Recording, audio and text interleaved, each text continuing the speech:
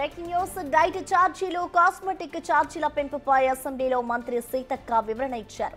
7 ఏళ్ల తర్వాత డైట్ ఛార్జీలు 40% పెంచామని, 16 ఏళ్ల తర్వాత కాస్మెటిక్ ఛార్జీలు 212% పెంచామన్నారు సీతక్క.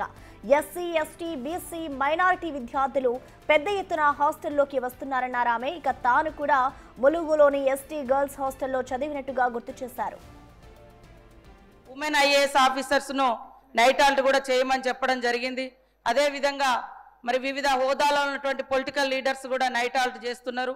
ఇవన్నీ కూడా అంతిమంగా పిల్లల యొక్క భవిష్యత్తు కోసం మంచి ఆహారం, మంచి విద్య ఇవన్నీ అందించాలనేటువంటి లక్ష్యంతో, అదే విధంగా పెంచిన ఛార్జెస్ టోటల్గా చూస్తే 499 కోట్ల రూపాయల 51,66,000 రూపాయలు ఈ ప్రభుత్వంలో మరి పెంచడం జరిగింది అధ్యక్ష, ఈ 4 మాసాల కోసం. ఇందులో ఇప్పుడు చదివే వాళ్ళు దాదాపుగా అంటే 7,65,705 మంది విద్యార్థులు చదువుతున్నారు.